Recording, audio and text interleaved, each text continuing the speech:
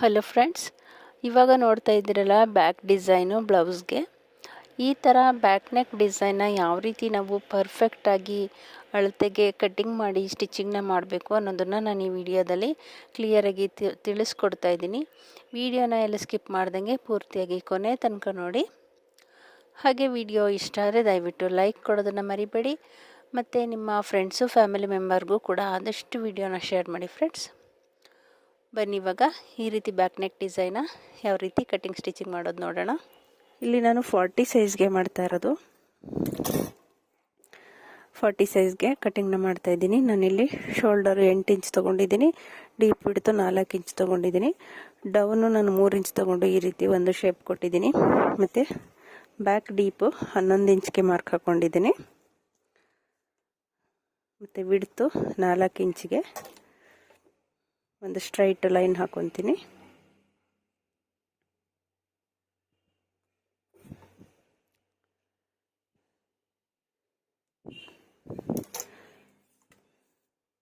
ಮತ್ತು ಇಲ್ಲಿ armhole down 7.5 ಇಂಚು ತೊಗೊಂಡಿದ್ದೀನಿ. ಇಲ್ಲಿ ಒಂದು ಅರ್ಧ ಇಂಚು, ತುಂಬ ಜಾಸ್ತಿ ಬೇಡ, ಇಲ್ಲ ಬ್ಯಾಕ್ ಸೈಡು 1 ಇಂಚು ಬರೋ ಥರ ಮಾರ್ಕ್ ಹಾಕಿ ಒಂದು ಶೇಪ್ ಕೊಡಬೇಕು. ಇಲ್ಲಿ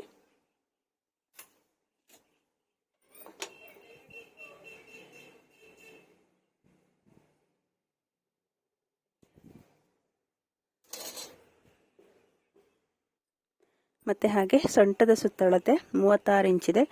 36ರಲ್ಲಿ 4ನೇ ಒಂದು ಭಾಗ ಅಂದರೆ 9 ಇಂಚು ಬರುತ್ತೆ. ಪ್ಲಸ್ 1 ಇಂಚು ಡಾಟ್ಸ್ಗೆ ತೊಗೋಬೇಕು. 1 ಇಂಚ್ ಡಾಟ್ಸ್ಗೆ ತೊಗೊಂಡು ನೋಡಿ ಇಲ್ಲಿಗೆ ಮಾರ್ಕ್ ಹಾಕ್ಕೊಂಡಿದ್ದೀನಿ. ಮತ್ತು 2 ಇಂಚು ಹೆಚ್ಚಿಗೆ ತೊಗೋಬೇಕು. ಇವಾಗ ಇಲ್ಲಿ ಸೊಂಟದ ಸುತ್ತಳತೆ ಎಲ್ಲಿಗೆ ನಾವು ಮಾರ್ಕ್ ಮಾಡಿದ್ದೀವಿ ಈ ಮಾರ್ಕು ಹಾಗೆ ಇಲ್ಲಿಂದ ಈ ಶೇಪ್ ಹಾಕಿದ್ದೀವಲ್ಲ ಇಲ್ಲಿಂದ ಡೌನ್ 1 ಇಂಚು ಡೌನ್ಗೆ ಒಂದು ಮಾರ್ಕ್ ಹಾಕೋಬೇಕು. ಮಾರ್ಕ್ ಹಾಕ್ಕೊಂಡು ನೋಡಿ ಇಲ್ಲಿಂದ ಈ ಪಾಯಿಂಟ್ಗೆ ಬರೋ ಥರ ಲೈನ್ ಹಾಕೋಬೇಕಾಗುತ್ತೆ. ಈ ರೀತಿ ಸ್ಟ್ರೈಟಾಗಿ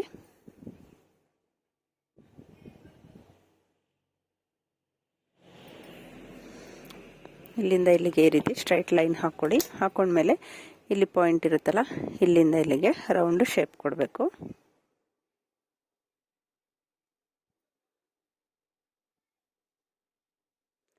ಈ ಥರ ರೌಂಡ್ ಶೇಪ್ ಕೊಟ್ಟಿದ್ದೀನಿ. ಇದಿಷ್ಟು ಬ್ಯಾಕ್ ಮಾರ್ಕಿಂಗು. ಇವಾಗ ಇದನ್ನ ನಾವು ಕಟ್ ಮಾಡ್ಕೊಳ್ಳೋಣ.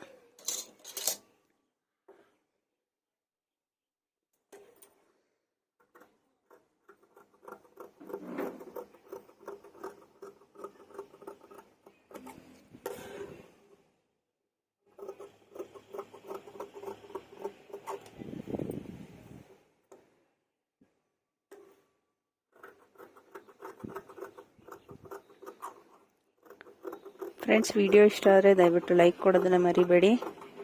ಹಾಗೆ ಆದಷ್ಟು ನಿಮ್ಮ ಫ್ರೆಂಡ್ಸು ಫ್ಯಾಮಿಲಿ ಮೆಂಬರ್ಸ್ಗೆ ವಿಡಿಯೋನ ಶೇರ್ ಮಾಡಿ.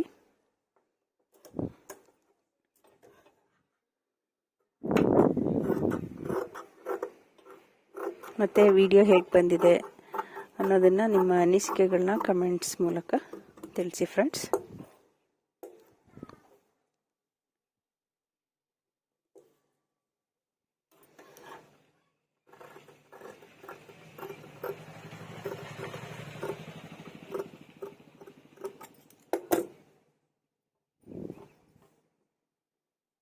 ಇವಾಗ ಇದಿಷ್ಟು ಕಟ್ ಮಾಡ್ಕೊಂಡಿದ್ದೀನಿ ಬ್ಯಾಕು. ಮತ್ತು ಇದು ಹೇಗೆ ಕಟ್ ಮಾಡಿದ್ವಿ ಇದೇ ರೀತಿ ನಾವು ಮೈನ್ ಫ್ಯಾಬ್ರಿಕ್ನ ಕಟ್ ಮಾಡ್ಕೋಬೇಕು.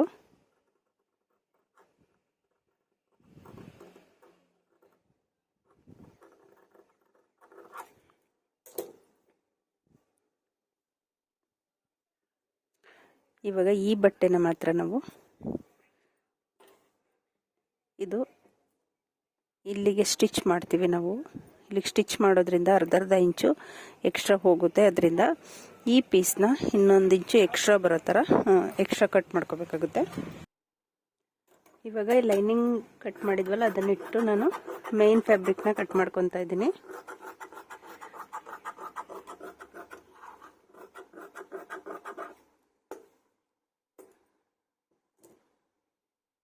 ಇವಾಗ ಮೈನ್ ಫ್ಯಾಬ್ರಿಕ್ಕು ಲೈನಿಂಗ್ ಇಟ್ಟು ಕಟ್ ಮಾಡ್ಕೊಂಡಾಗಿದೆ. ಈಗ ನೋಡಿ ನಾನು ಈ ರೀತಿ ಪೇಪರ್ ಕ್ಯಾನ್ವಾಸ್ನ ತೊಗೊಂಡಿದ್ದೀನಿ. ತೊಗೊಂಡು ಈ ಲೈನಿಂಗ್ ಪೀಸ್ ಕಟ್ ಮಾಡ್ಕೊಂಡಿದ್ವಲ್ಲ ಅದನ್ನು ಇದ್ರ ಮೇಲಿಟ್ಟು ಮಾರ್ಕ್ ಹಾಕೋಬೇಕು ಫಸ್ಟು.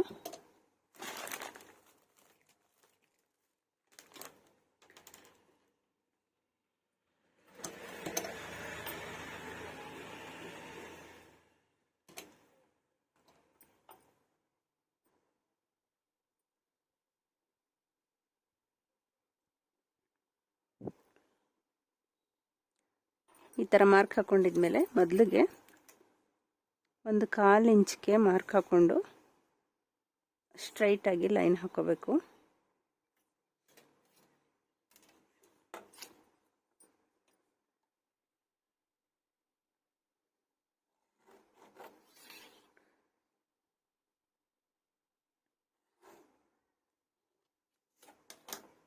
ಈ ಥರ ಒಂದು ಲೈನ್ ಹಾಕೊಂಡಿದ್ಮೇಲೆ ನಾವು ಮತ್ತೆ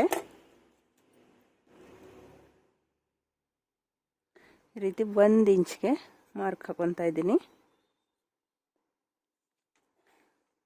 ಪೂರ್ತಿ ಇದು ಲೆಂತ್ ಎಷ್ಟಿದೆ ಅಷ್ಟು 1 ಇಂಚ್ಗೆ ಮಾರ್ಕ್ ಹಾಕೋಬೇಕು.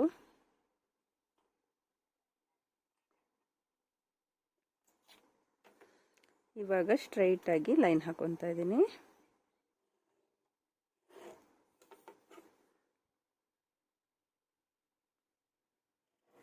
ವಿಡಿಯೋನ ಪೂರ್ತಿಯಾಗಿ ಕೊನೆ ತನಕ ಎಲ್ಲೂ ಸ್ಕಿಪ್ ಮಾಡದೆ ನೋಡಿ. ಹೊಸದಾಗಿ ಕಲಿತಾ ಇರೋರು ಕೂಡ ಆರಾಮಾಗಿ ಡಿಸೈನ್ನ ಈಸಿಯಾಗಿ ಮಾಡ್ಕೋಬೋದು. ಇದಿಷ್ಟು ಆಗಿದ್ಮೇಲೆ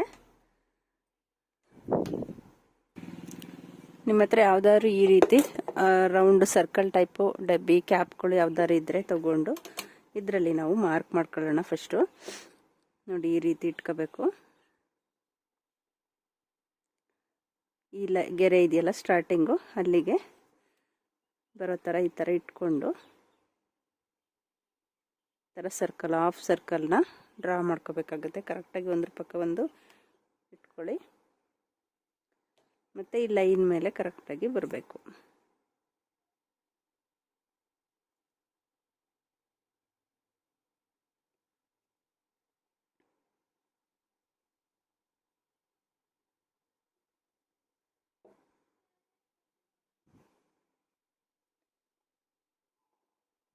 ಇದೇ ರೀತಿ ಸರ್ಕಲ್ನ ಪೂರ್ತಿಯಾಗಿ ಡ್ರಾ ಮಾಡ್ಕೊಳ್ಳಿ.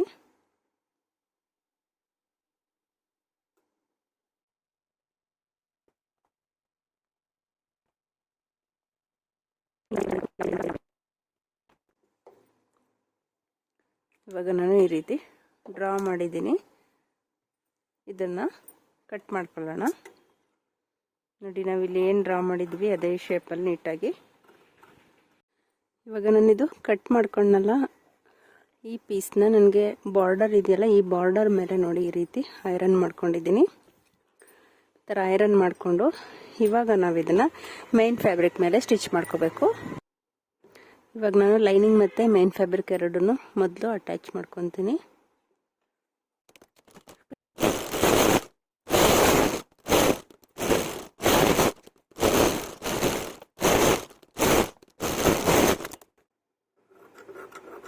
ಎಕ್ಸ್ಟ್ರಾ ಇರೋ ಪೀಸ್ ಎಲ್ಲ ಕಟ್ ಮಾಡಿ ತೆಗಿಬೇಕಾಗುತ್ತೆ. ಇದೇ ರೀತಿ ಇನ್ನೊಂದು ಸೈಡ್ ಕೂಡ ನಾನು ಸ್ಟಿಚ್ ಮಾಡ್ಕೊತೀನಿ. ಇದೆರಡು ನಾನು ಲೈನಿಂಗ್ ಅಟ್ಯಾಚ್ನ ಮಾಡ್ಕೊಂಡಿದ್ದೀನಿ. ಇವಾಗ ನಾವು ಆಗಲೇ ಕಟ್ ವರ್ಕು ಈ ರೀತಿ ಬಾರ್ಡರ್ ರೆಡಿ ಮಾಡ್ಕೊಂಡ್ವಲ್ಲ ಅದನ್ನು ಇದ್ರ ಮೇಲೆ ಇಟ್ಕೊಂಡು ಸ್ಟಿಚ್ ಮಾಡ್ಕೋಬೇಕು.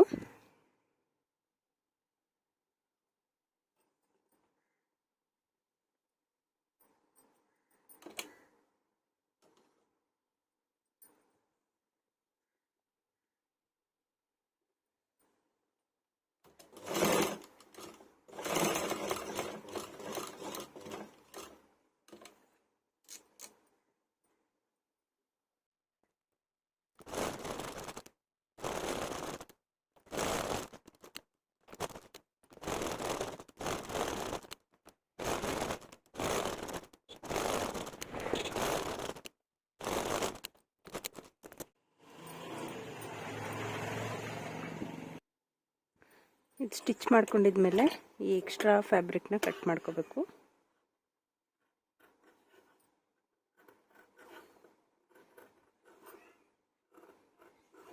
ಈ ರೀತಿ ಕಾರ್ನರ್ ಎಲ್ಲೆಲ್ಲಿ ಬಂದಿದೆ ಅಲ್ಲಿಗೆ ಈ ಥರ ನೀವು ಒಂದೊಂದು ನ್ಯಾಚ್ ಹಾಕೊಳ್ಳಿ.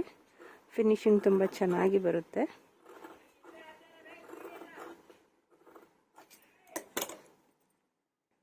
ಇವಾಗ ಇದನ್ನು ಸೀದಾ ಮಾಡ್ಕೊಳ್ಳೋಣ.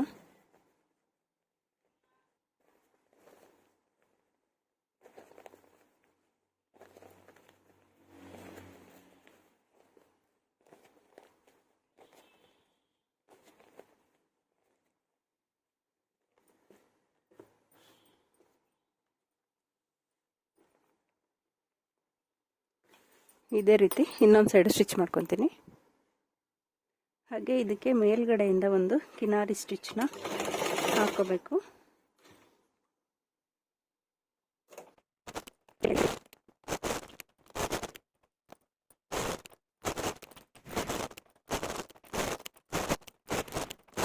ಸೇಮ್ ಇದು ಯಾವ ರೀತಿ ಸ್ಟಿಚ್ ಮಾಡಿದ್ವಿ ಅದೇ ರೀತಿ ಇನ್ನೊಂದು ಸೈಡ್ ಸ್ಟಿಚ್ ಮಾಡಬೇಕು. ಹಾಗೆ ನೋಡಿ ಇಲ್ಲಿ ಈ ಆರ್ಮೋಲ್ ಸೈಡು ಬಂದಿದೆಯಲ್ಲ, ಇಲ್ಲಿಗೆ ಬಾರ್ಡರ್ ಎಷ್ಟಿದೆ, ನಿಮ್ಮ ಬಾರ್ಡರ್ ಕಡಿಮೆ ಇದ್ದರೆ ಕಡಿಮೆಗೆ ಹಾಕೊಳ್ಳಿ. ಬಾರ್ಡರ್ ದೊಡ್ಡದಾಗಿದ್ದರೆ ಆರ್ಮೋಲ್ ಸ್ಟಿಚ್ ಆಗೋಷ್ಟು ಬಿಟ್ಟು ನಾವು ಇಷ್ಟನ್ನು ಫೋಲ್ಡ್ ಮಾಡಿ ಇಲ್ಲಿ ಸ್ಟಿಚ್ ಮಾಡ್ಕೋಬೇಕು.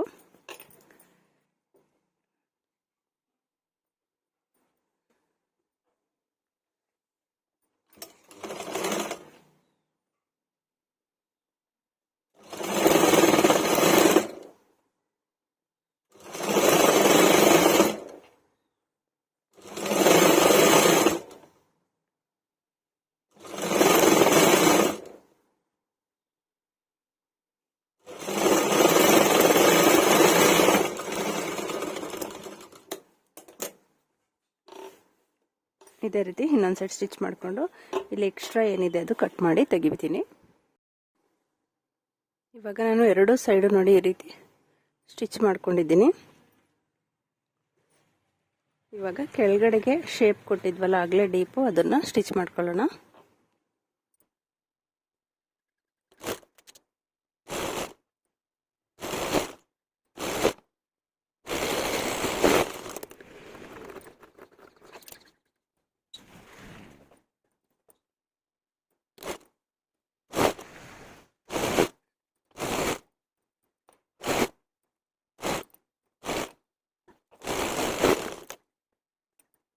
ಓಕೆ, ಇವಾಗ ಈ ಪೀಸ್ಗೆ ಇದೆರಡನ್ನು ಈ ರೀತಿ ನಾವು ಅಟ್ಯಾಚ್ ಮಾಡ್ಕೋಬೇಕು. ಕರೆಕ್ಟಾಗಿ ಇಟ್ಕೊಂಡು ಎರಡು ಕಡೆ ಗುಂಡು ಪಿನ್ನ ಹಾಕೊಳ್ಳೋಣ.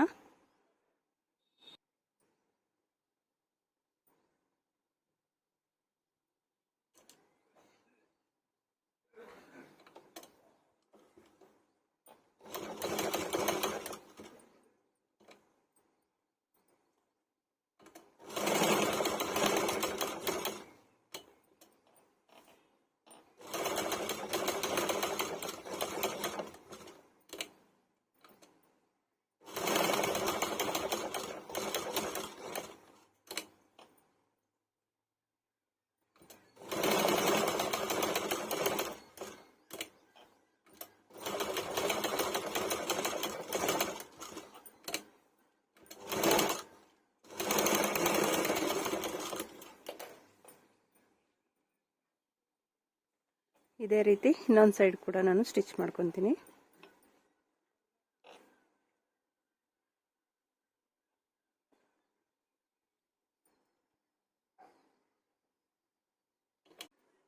ಓಕೆ, ಇವಾಗ ಇದಿಷ್ಟು ನಾನು ಸ್ಟಿಚ್ ಮಾಡ್ಕೊಂಡಿದ್ದೀನಿ ಎರಡು ಸೈಡು ಈ ಬಾರ್ಡರ್ನ. ಇವಾಗ ನೋಡಿ ಈ ರೀತಿ ಕ್ರಾಸ್ ಪೀಸ್ನ ಕಟ್ ಮಾಡ್ಕೊಂಡಿದ್ದೀನಿ. ಇದನ್ನು ಜಾಯಿಂಟ್ ಮಾಡಿಕೊಂಡು ನಾನು ನೆಕ್ ಫಿನಿಶಿಂಗ್ನ ಕೊಡಬೇಕು. ಇವಾಗ ಈ ಪೀಸ್ನ ನಾನು ನೆಕ್ಗೆ ಜಾಯಿಂಟ್ ಮಾಡ್ಕೊತೀನಿ.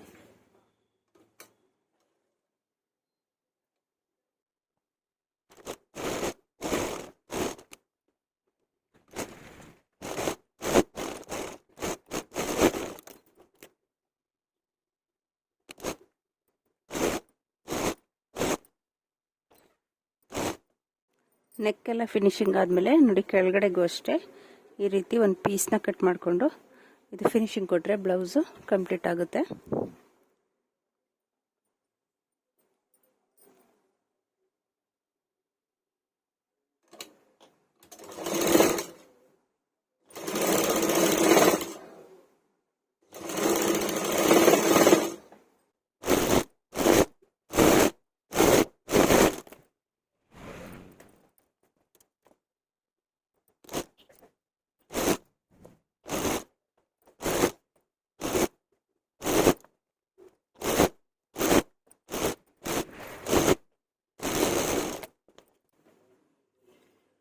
ಇವಾಗ ಬ್ಲೌಸು ಬ್ಯಾಕ್ ಡಿಸೈನು ಕಂಪ್ಲೀಟಾಗಿ ರೆಡಿಯಾಗಿದೆ. ನೋಡಿ ಯಾವ ರೀತಿ ಬಂದಿದೆ ಅಂತ, ಚೆನ್ನಾಗಿ ಫಿನಿಶಿಂಗ್ ಬಂದಿದೆ. ಫ್ರೆಂಡ್ಸ್, ಈ ವಿಡಿಯೋ ನಿಮಗೆ ಯೂಸ್ಫುಲ್ ಆಗಿದೆ ಅಂದ್ಕೊತೀನಿ. ಇಷ್ಟ ಆಗಿರೋ ದಯವಿಟ್ಟು ಲೈಕ್ ಕೊಡೋದನ್ನು ಮರಿಬೇಡಿ. ಹಾಗೆ ಆದಷ್ಟು ನಿಮ್ಮ ಫ್ರೆಂಡ್ಸು ಫ್ಯಾಮಿಲಿ ಮೆಂಬರ್ಸ್ಗೂ ಕೂಡ ವಿಡಿಯೋನ ಶೇರ್ ಮಾಡಿ ಫ್ರೆಂಡ್ಸ್. ಇನ್ನೂ ಒಂದು ಯೂಸ್ಫುಲ್ ವಿಡಿಯೋದೊಂದಿಗೆ ಸಿಗೋಣ. Thank you for watching.